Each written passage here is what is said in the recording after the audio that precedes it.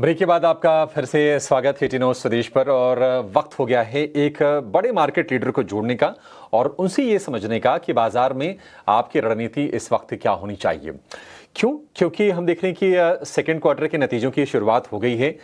थोड़ी मिली जुली शुरुआत हम कहेंगे। हालांकि आईटी के जो दो नंबर आए हैं वो तो ठीक ठाक ही आए हैं, टीसीएस के और एचसीएल टेक के। लेकिन बाकी फ्रंट पर क्या उम्मीद करके चले? एफआईएस की 4 दिन की बाइंग तो आई लेकिन वो सस्टेन कर नहीं पाई। टैरिफ को लेकर कहीं ना कहीं हैंगओवर है। और एक और जो चिंता जिसकी हम बाजार में बार बार बातचीत करते हैं कि अगर हमारे मैक्रोज इतने अच्छे हैं तो फिर प्रॉब्लम क्या है एफआईएस को? क्योंकि हमारे टैक्स कलेक्शन के डेटा अच्छे आ रहे हैं। कल भी हमने देखा था कि डायरेक्ट टैक्स कलेक्शन के जो नंबर आए वो अच्छे आए। इन्फ्लेशन के डेटा काफ़ी अच्छे आए हैं। 8 साल के निचले स्तर पर रिटेल महंगाई दर है। तो क्या ये सारी की सारी चीज़ें विदेशी निवेशकों को आकर्षित करेंगी और क्या भारत के बाजारों में आपको अपना भरोसा अभी भी बना के रखना चाहिए? ये तमाम मुद्दे हैं, इस पर चलिए बातचीत करते हैं। आज के दिवाली एडिशन में हमारे साथ जुड़ गए हैं ट्रस्ट म्यूचुअल फंड के सीआईओ मिहिर वोरा। मिहिर सर, बहुत शुक्रिया आपका समय देने के लिए। स्वागत है आपका ईटीनाउ स्वदेश पर। सबसे पहले आपसे सर ये समझना चाहेंगे कि रणनीति आप क्या देख रहे हैं बाजार में? क्या करें?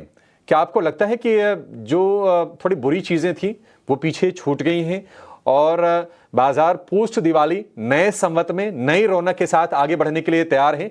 क्योंकि जो हम म्यूचुअल फंड्स वगैरह के एसआईपी वगैरह डेटा देख रहे हैं वो तो सर बढ़िया ही आ रहे हैं। बिल्कुल। नमस्कार आपको और आपके दर्शकों को सीजन ग्रीटिंग्स, दिवाली और त्योहार की बहुत बहुत शुभकामनाएं। देखिए, पिछला अगर एक साल देखें तो स्वाभाविक है कि हम इतने खुश नहीं है कि भाई मार्केट फ्लैट है, रिटर्न्स फ्लैटिश हैं इक्विटी मार्केट से। लेकिन उसके पहले के अगर 3-4 साल देखें तो हमने बहुत अच्छे रिटर्न्स बनाए। तो अब क्वेश्चन आपने जो कहा, सवाल जो आपने कहा कि अब आगे क्या, अगले संवत में क्या लग रहा है, तो मेरे ख्याल से उसको हम ग्लोबल और लोकल सिचुएशन में ब्रेकअप करें और फैक्टर्स अगर देखें तो ग्लोबली फैक्टर्स ये है कि जो यूएस है और जो डेवलप्ड मार्केट्स हैं वो उनको एंड गेम जो है, उनकी जो परिस्थिति है, वो फिजिकल डेफिसिट और ट्रेड डेफिसिट ऐसे इस तरह से उनको फंसे हुए हैं और डेट उनका इतना बढ़ चुका है, ग्लोबल डेट, सोवरेन डेट इतना बढ़ चुका है कि उनके लिए मनी प्रिंटिंग के अलावा कोई चारा नहीं है। विच मीन्स के जो डॉलर है, लिक्विडिटी है, इंटरेस्ट रेट्स नीचे रखना, यही उनका अटेम्प्ट रहेगा, यही उनका बेसिकली स्टांस रहेगा। तो उसकी वजह से मुझे लगता है कि जो ग्लोबल लिक्विडिटी है वो काफी इजी रहेगी, काफी बेशुमार रहेगी और रिस्क एसेट्स को ये पॉजिटिव लगेगा। सो एक अगर हेडलाइंस देखेंगे तो ये हो सकता है कि यूएस में इन्फ्लेशन बढ़ेगा, यूएस में रिसेशन या तो स्लो डाउन भी आ सकता है, क्योंकि इन्फ्लेशन और जो टैरिफ जिस तरह से उन्होंने बढ़ाए हैं तो डिमांड को इम्पैक्ट आने ही वाला है। लेकिन ये रिसेशन क्या यूएस इक्विटी मार्केट्स और ग्लोबल इक्विटी मार्केट्स को नीचे ले जाएगा, वो क्वेश्चन है। मुझे लगता है नहीं, क्योंकि वो लोग मनी प्रिंटिंग चालू रखेंगे। इसकी सबसे बड़ी जो प्रूफ है आपको दिख रही है, मार्केट क्या एक्सपेक्ट कर रही है, वो गोल्ड और सिल्वर में और यूएस इक्विटीज में भी दिख रही है कि इतनी इतनी ज्यादा वहां पे तेजी है, क्योंकि वहां पे उनको लग रहा है कि मनी प्रिंटिंग जब होती है तो करेंसी की वैल्यू नहीं रहती है और गोल्ड एंड सिल्वर आ रहा है hedge against inflation as well as the devaluation of the dollar. तो डॉलर की जो वैल्यू है वो कम हो गई, उसकी रिस्क को मिटिगेट करने के लिए लोग गोल्ड और सिल्वर ले रहे हैं। तो ये रही बात मनी प्रिंटिंग की ग्लोबल सिचुएशन में। लोकली गवर्नमेंट, मैं कहूंगा वॉट एवर इट टेक, जो चाहे, जो जरूरी है इकोनॉमी को अच्छी तरह से ग्रो करने के लिए, वो गवर्नमेंट करने के लिए तैयार है। 1 साल 2 साल पहले हम इमेजिन नहीं, हम सोच भी नहीं सकते थे कि इतना बड़ा जीएसटी का कट गवर्नमेंट दे सकती है, इतनी बड़ी हिम्मत कर सकती है गवर्नमेंट, लेकिन गवर्नमेंट ने किया। आरबीआई ने भी जो एक्सपेक्टेशन थी उससे ज्यादा रेट कट किए हैं, काफी अग्रेसिव स्टांस दिया है।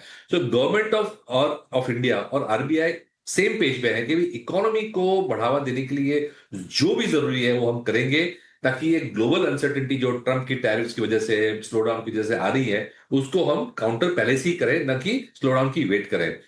तो मुझे लगता है कि स्टांस बहुत अच्छा बन रहा है, चाहे वो पीएलआई का हो, चाहे वो जीएसटी कट्स का हो, आत्मनिर्भरता का हो। तो डोमेस्टिक जो पॉलिसी माइंडसेट है वो भी अच्छा हो रहा है। ये सीजन तो दिवाली की अच्छी जा रही है, जीएसटी कट्स की इंपैक्ट दिख रही है, फुटफॉल्स अच्छे आ रहे हैं रिटेल में। तो मेरे ख्याल से मैं अगले अगर संवत की बात करूं तो ग्लोबल और लोकल सिचुएशन में पॉजिटिव्स भी है, नेगेटिव्स भी है, लेकिन मुझे लग रहा है कि जिस तरह से स्टांस ग्लोबल और लोकल रेगुलेटर्स ले रहे हैं, गवर्नमेंट ले रही है खास करके हमारी, उसके लिए मैं ज्यादा पॉजिटिव हूँ। एक पॉजिटिव नोट से मैं ये साल को शुरू करना चाहूंगा।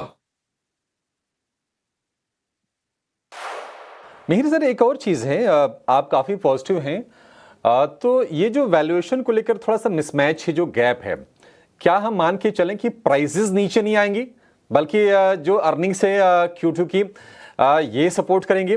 क्वार्टर 2 के अर्निंग्स को लेकर आप कितने बुलिश हैं? इसी तिमाही से स्थितियां सुधरने लगेंगी या फिर एक क्वार्टर का इंतजार हमें अभी और करना पड़ेगा? देखिए, मार्केट हमेशा आगे देखती है और हम क्वार्टर 2 के अर्निंग्स देखेंगे तो ये ओके होंगे, सिंगल डिजिट ग्रोथ होगी फॉर द ब्रॉडर इंडाइसेस। लेकिन मार्केट हमेशा 3 से 6 महीने आगे देखती है, और ये क्वार्टर जो अक्टूबर से दिसंबर का क्वार्टर है, वो क्वार्टर है जहां पे हमें जीएसटी की डिमांड इंपैक्ट दिख रही है।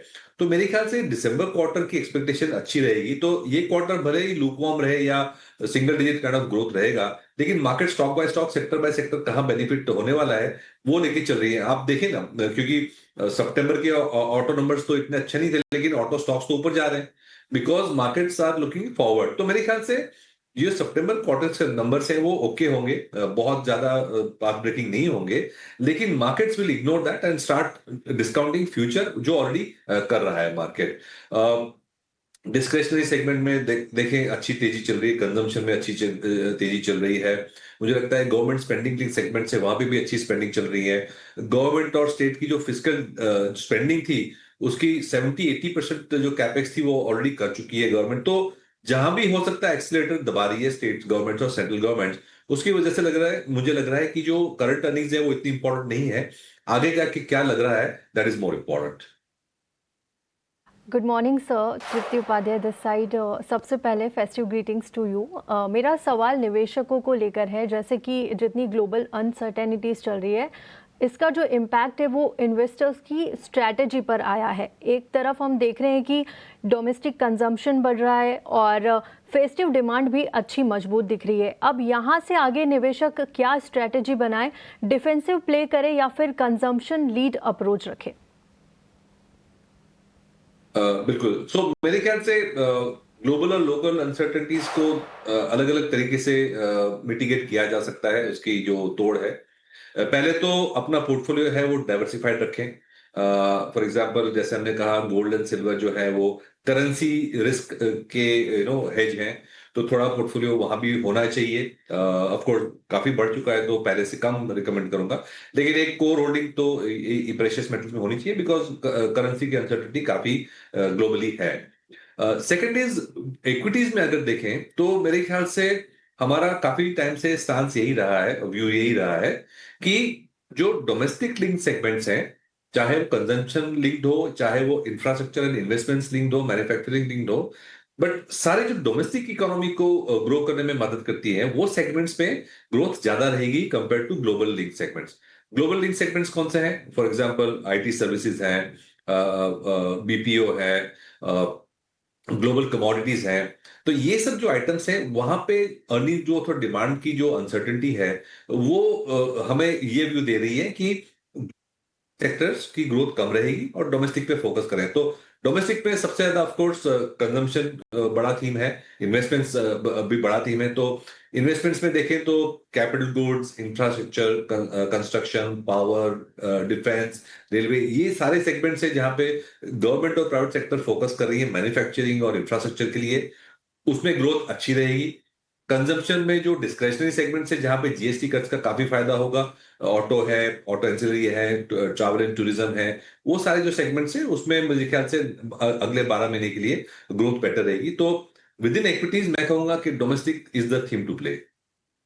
बिल्कुल सर, बहुत बहुत शुक्रिया आपका हमारे साथ जुड़ने के लिए और आगे की स्ट्रैटेजी बताने के लिए, दर्शकों का अपना व्यू देने के लिए। शुक्रिया सर। शुक्रिया और हैप्पी दिवाली आपके दर्शकों को भी और आपको। Same to you sir, thank you. इसी के साथ मार्केट महारथी में फिलहाल इतना ही। मुझे और अभिषेक को दीजिए इजाज़त, लेकिन आप कहीं मत जाइए। अगला शो FNO जंक्शन।